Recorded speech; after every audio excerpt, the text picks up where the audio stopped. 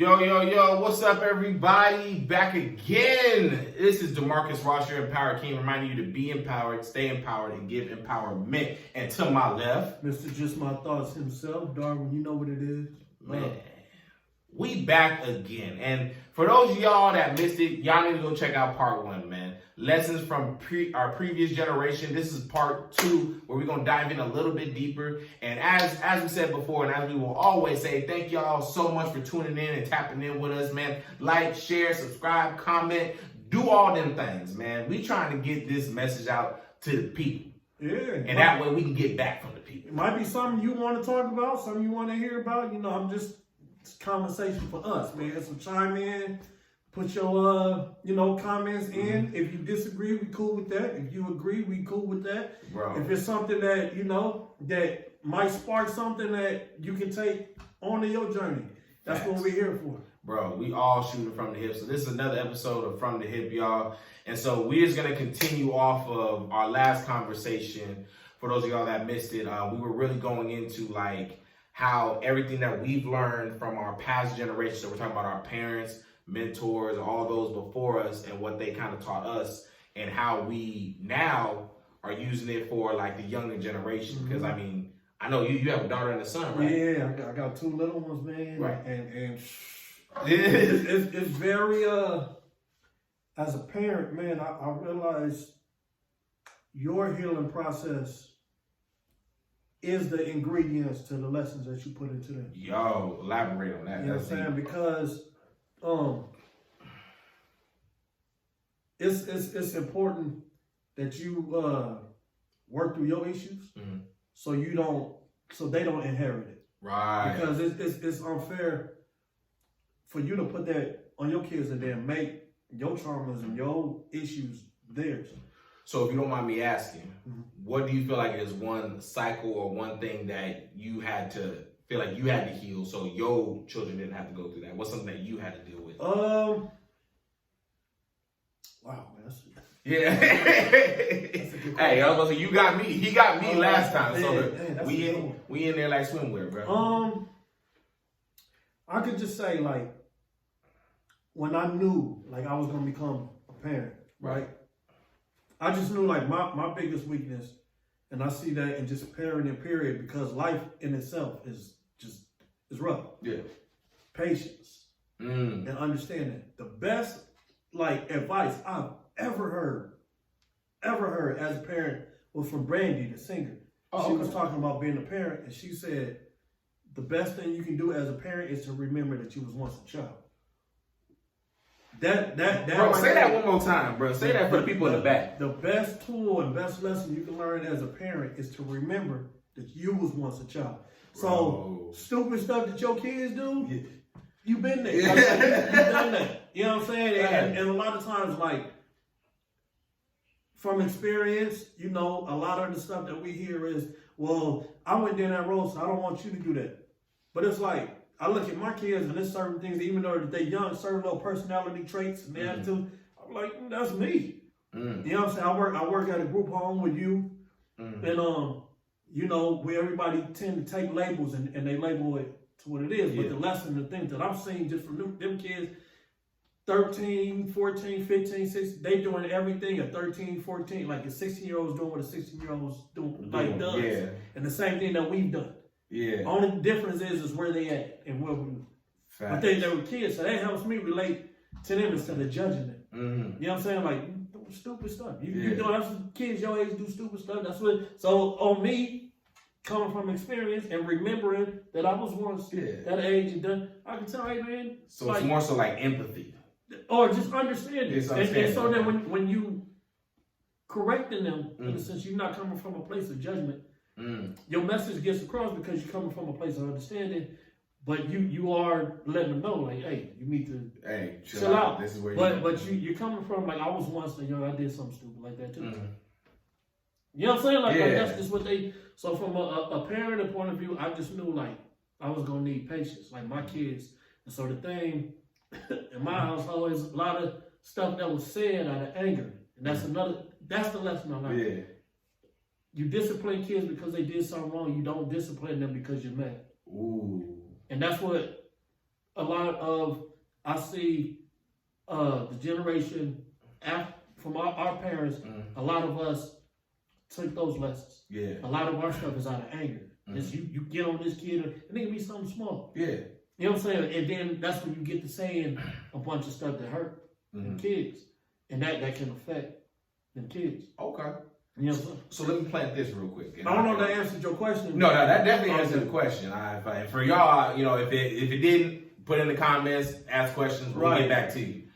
Right? But no, I want to say with this real quick. Like, so how do you feel when, like, as a parent, right? Because y'all know I ain't a parent yet. Even though I got a lot of youth around me, I feel like a parent, but I don't actually have anyone from my loins yet, right? So I'm gonna tell you like a dude, a person like my guy. When I worked at after school program, I worked with about 30 to 50 kids, and my dude told me back then, like I think I brought my son, and I was like, "This is my first time being a parent." He said, "Nah," he said, "You already been a parent. You just got one of your own now." Exactly. So that's a responsibility. So you are. Respect that. Yeah. So go ahead, my bad. No, you get. No, you get that. He always laying nuggets like that, bro. You gotta watch out for this brother, man. You be in the midst of like, man, oh yeah, I am. Okay, I'm good. Right. But no, so as a parent, right, you're watching your child grow up, and like you said, they're gonna go through similar things that you've been through. Right. Now, do you, as a parent, try to prevent those things from happening? And I want to give an example, right? Okay. You got a daughter, and obviously she come home, like, you know, she gets grown up and she's, you know, starts to go on dates and everything like that. She like, Daddy, I love this man. This man did this, but he's doing this, he's doing that, and he's really hurting me really bad. Our parents back then would have been like, yo, cut that off. You done. You ain't never seen him again. That's a bad influence. Right. Yo, you don't get to hang out with him no more. Right. You as a parent, how do you approach something like that? To be honest, it starts now. Because those things happen in life, you can't prevent them. So what my job is now, even though she's 2, even my son is 8, the moment I realize they can comprehend, start putting these little things in it. Like I realize, like with my daughter, I want her confidence. I want her to have confidence, not arrogance. Yeah. So even as a 2-year-old, when she started talking, and we do this every week, I hold her hand, I look at her, and she repeat after me. She said, "I'm pretty, I'm beautiful, I'm smart, I'm humble, I'm kind. Nice. I love God, I love myself, I love my family." I have her repeat those things to me. Yeah. So then when she get older, she doesn't have to get those validation from other sources. Yeah. Which is, you know, so like I can't prevent that. It's gonna be some dude that she like, and she got feelings, and it's gonna. But I want her to be equipped enough to know when she's in that situation, she know how to handle it. And it's the same like with my son. Yeah. The job is to instill these things in them, but you can't.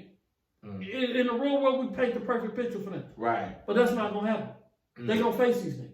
So for you as a parent, like, what do you feel? Because like you can even put your son in that case. Like if he dating a woman that you know ain't like she ain't good for you, son. Right? He gotta be smart enough to know when to walk away. If he does not, does dad step in, or does dad leave it like, hey? No, dad has a conversation and have him realize that whatever choices he made, he gotta live with that decision. Because the groundwork of the lesson has already been planted. Right. You know what I'm saying? It'd be different if I didn't prepare him. Yeah. And then he kind of step in the situation, then it is my fault because I just let him go out. But like, nah, you know, it's even in the grounds of how you treat a woman. I'm no simp. Yeah. I know how to treat a woman though. And he see how I treat his mother. You know what I'm saying? And those lessons, but at the same time, it's my job to teach him not to be taken advantage of. My son has a big heart. Yeah. Ladies, man, he but he you know, you gotta teach him too. Ain't no man, don't be no sucker. Yeah, don't. You know what I'm saying? You gotta just know. But it's and kids, you gotta give them those lessons to where they're never in a situation that they feel they desperately need to be in.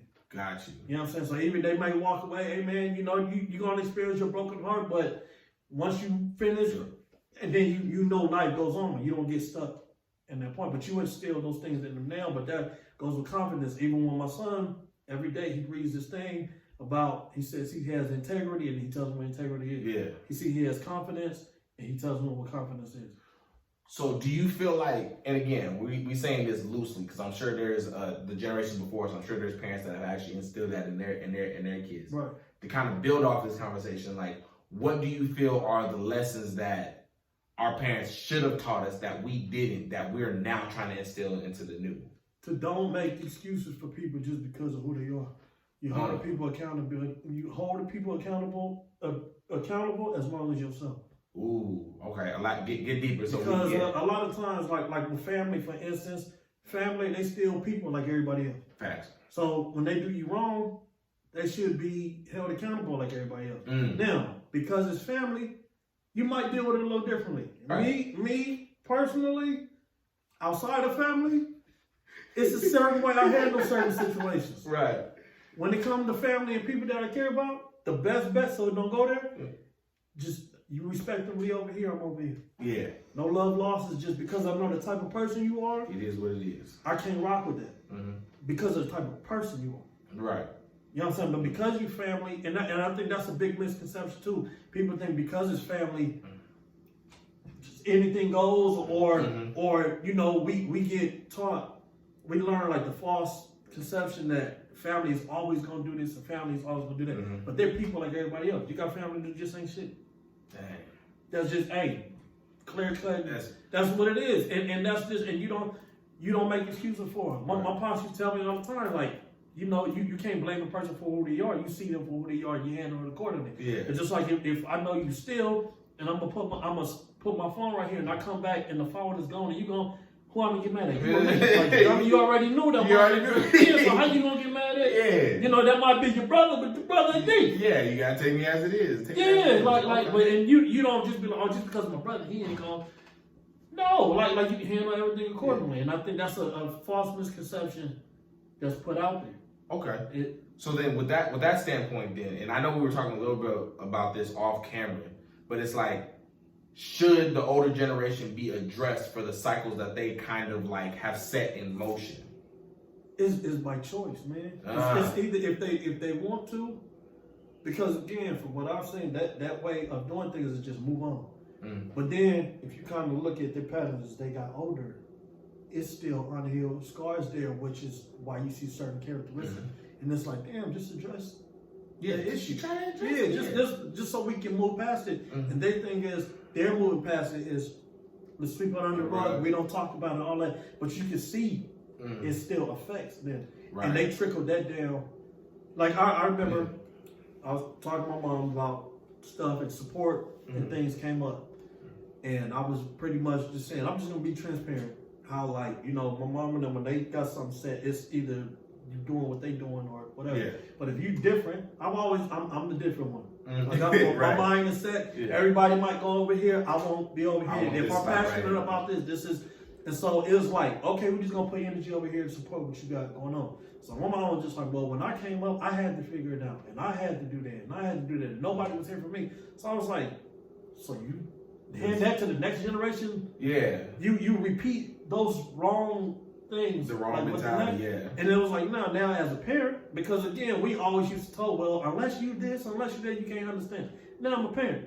And now that I see, my biggest thing is, especially for my kids, being kids, is I just want them to have a happy childhood. They shouldn't be affected by the things that I had to grow up. But because I know what that feel like, I'm going to correct that so they don't have to feel like that. Got you.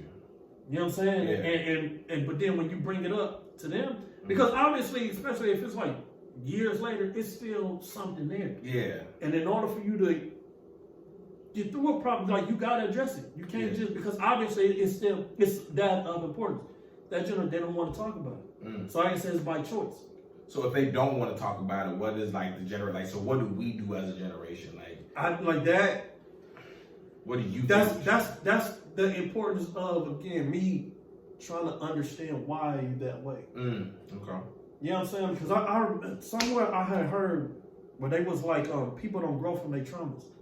So a lot of times somebody's trauma, and it shows. Like, you watch people's patterns, somebody 50, 60 years old doing something that like a child would do, like handling. But they was like, if somebody, and I don't know if this applies to everybody, but for the most part, they was like, if something happened at 14, 15, they never really left that place mentally. Yeah, even though they got older. But because that is a unhealed wound that just follows you throughout your life. Yeah. You know what I'm saying? And so if somebody don't want to address it, you got to just handle it accordingly. You just if it's bad enough to where you can't be around them, like it's still family. Like I said, you deal with them. Can't get away from you still deal with them, but you just deal with them accordingly. If you bad for what I got going on, I still love you. I ain't no love lost. But it's just bad. I'm happier when we heal. We can coexist in the same room. We ain't got a kumbaya and all that stuff is cool. But I'm not going to sit here and act like it's not an issue. So this is for me personally too. This is like not even a question I feel like I got from anybody else. But it's like, so how then do you? So like you're talking about like kind of like, all right, they do their thing. I'm gonna do my thing. We already know that it's never really that clear cut dry where it's like black and white. You know, there's reunions, there's family pictures, there's family deaths. There's certain things in which you probably going to maybe see them again, unless you're on the other side of the country. More or less, like you're gonna be in a certain environment, a certain area where that person is going to like could possibly affect you at any given point, right?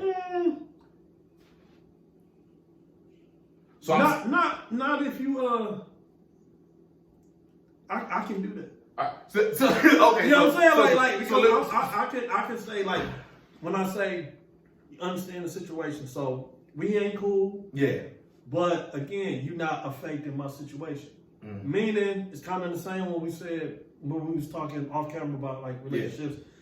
You got love for this person, so that love and stuff makes it able for you to coexist.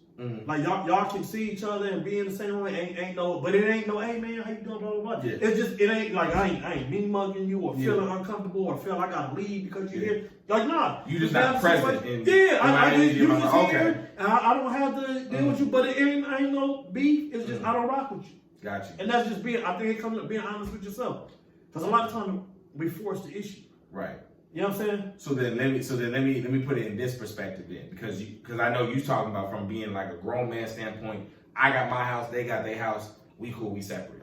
What do you say for the person to like a youth, like the person that's in high school, that's still with their parent, and you realize that parent ain't gonna listen to you, ain't gonna say nothing? Because obviously we've gone through similar situations like that, where like we under their household, we under their rules, and we already know them rules ain't right. Like even they know it's not right, but they gonna do it anyway because they the parent. What do you do in that situation? Because you can't get away from it. You under their roof. You ain't got your job yet. You just trying to figure out life, but yet wrong is wrong. How do you address that? I don't think that's the kid's responsibility. Because Right. they don't have a choice. You know what I'm saying? Like they don't have a choice. As an adult, you got a choice. Right. So how do you deal with that? That's what I was asking. As a youth? Yeah. Or like, how did you do? Because I'm sure that. So has there ever been? Yeah, like. I mean, it's the type of household I grew up in. And I just had the What could I do? Okay. You know what I'm saying? Like me, I can stay out the way and all that stuff. But you know, it's really nothing. Just the power's out of your hands at that moment. So it's just unavoidable. You can't do it. Yeah. I mean, you got it. Your parent might have slapped you across the room, but they come knock on your door, tell you come sweep the kitchen. Ain't no, I'm trying to avoid you. You gotta go. Yeah, in that kitchen, bro. You know what I'm saying? Either you gonna run away or something like that. Like it ain't no. Yeah. I don't really like, but I think it's not That's not real. the kids, because you asking the kid to make an adult situation. Yeah. And a lot of times we don't realize these things until we get older. That ain't fair. Yeah. You know what I'm saying? So you leave a kid, because I think if it really was that easy, a lot of abusive kids wouldn't still be in that situation. It is, you know, so that's the parent responsibility, which is the importance of why it's the parent need to be as whole. Because those actions affect that child. You know what I'm saying? So to the instance to where the first chance they get to be out, they don't want to have nothing to do with you. Right. You know what I'm saying? But if that's the only place that they go, like I knew from jump, I had whatever came with that, I had to deal with that until I was in a position where I didn't have to anymore. See, I think this is interesting that you bring that up too, because I also want to try this, because I was reading this book and it was talking about how these two kids raised in the same household. Dad was like a drunk, beat wife and everything like that, very domestic violent type of house. one child grows up, becomes very similar to his dad, right? Abusive, domestic violence, the whole nine. The other child actually started building homes for those who have been domestically, violated and everything like that. Doesn't drink or nothing like that. An interviewer brought them both to a table. Interviewer interviewed them both, and they sat at the table. And the interviewer asked them, "How did you end up the way you did?" And one of them, the child that was domestically violent and everything like that, he's like, "How could I not?" Surprisingly, when the interviewer asked the other person, the other son, it was like, "How can I not?" So it's almost like the two different, it's like the idea of like two different ways to look at it as far as perspective. Now, my question is it necessary to have, like what the previous generation did, is it necessary to have those not whole moments so one day you can learn to be whole, just like the other child was, as far as like being able to help other people? Trauma affects people differently. Yeah. Because I think, what did I say? I said something the other day on my IG about perspectives. Uh-huh. Like different perspective, a person with a different perspective isn't necessarily wrong. They just was affected by the same experience differently. Like I said, a driver and a passenger can be in the same car accident and have different viewpoints on what happened, but they experience the same thing. Yeah. And so trauma affects people differently. Right. One, like my mom grew up in a household where her dad had a drinking problem. So if I sniff, you can be holding, can be holding a closed bottle, and my mom be like drunk, like that. But trauma, and then you got my uncle, the drink. Yeah. You know what I'm saying? Same household, same experience, different effects. Different effects. You know what I'm saying? Now, I don't know why that's the case, but it's just, which shows people are just different. It's certain things that just strike people differently. Some of them is an example, and that's all they see is the example, and the other person, all they see is the hurt and the effects of it. So what I'm asking is like, do we need, because like, even though there's so many different variables, different perspectives, do we actually need that? So like the idea of like, so what the previous generation did, they did something wrong, bad, they weren't whole, that's the way you put it. Is that necessary to help a person possibly grow? Or should they always be whole? No, because we don't live in a perfect world. You know what I'm saying? This stuff is going to happen. Yeah. But it's you either face it or you don't. That dictates the outcome of the situation. Got you. You know what I'm saying? If that's just what it comes down to. Because what is going to happen, like what happened. No household, like I said, my kids, they grew up, all they know is love and all that. But like, they see stuff that's like, it's not perfect. But it's those lessons that you put in front of you. And that's different. But you have to, like I said, some people face it, some people don't. Some people say, oh, I'm gonna stay away from, my dad was black and he beat my mom, so I'm not gonna date black men. Right, I see what you're saying. You know what I'm saying? And then the person can come up in the same household and date black men and find a great black man opposite. They're looking for the opposite of their dad. The other person sees their dad in that person. Yeah. You know what I'm saying? So that's crazy. And it's like neither one of them is wrong. It's just that from their perspective. Man. So like with the whole idea of like not living in a perfect world, it's just a matter of you personally and how you decide to look at it and how you decide to handle it. That's where it all comes down. Which is where those lessons of you preparing your children for whatever. Exactly. You know what I'm saying? It's just like if you, every time cuss word, you close your kid. But then when they go to school and they hear it, they go nah, this happens. Now you can teach it like my son, he knows not to say it. Yeah. But he'll tell you, oh, that person said a bad word, or you know, my music. He'll tell me sometimes, cussing too much, Dad. You know what I'm saying? But because he knows. Yeah, he knows that. That's wrong. Or he knows, like, hey, you're not supposed to talk like that. Bro, this is a lot of info, bro. Man, we just hit the 45-minute mark, bro. This is something, man. It's gonna be, man. Tune in because these conversations we need, man. This is what we need. Just raw. Yeah, just raw, but just authentic conversation. This is not really a 1 or 2 part thing. So later on down the line, you know, as you guys chime in, and give us even your feedback or whatever. This is always a conversation that can continue later on down the line. Definitely. You know what I'm saying? Because we need this. Like the biggest thing, y'all, is like too, is that like we want to hear from y'all. Like, what are y'all experiences? Because the fact of the matter is that some of us are out here dealing with so much of this stuff, and we feel like there ain't no one we can really talk to, right? This is an environment. This is a space in which we all are willing to share and hear out what you have to say. You may be on the other side of the country for all we know. But the fact of the matter is to know that there are people out there that care and are willing to discuss these things with you. That's what we're here for, man. That's what From the Hip is all about. Yes, indeed. But y'all already know, man, that is another episode of From the Hip. Thank y'all so much for tuning in. I am DeMarcus, your Empowered King. Find me on IG on IM_the_empowered_king. It's to my left. This is Mr. Just My Thoughts himself, Mr. Unscripted, JST, My Thoughts, 83 on IG. Hit them like buttons, man. Hit them shares. Man, let's get it, man. I'll see y'all next week. Let's go. Peace. Love.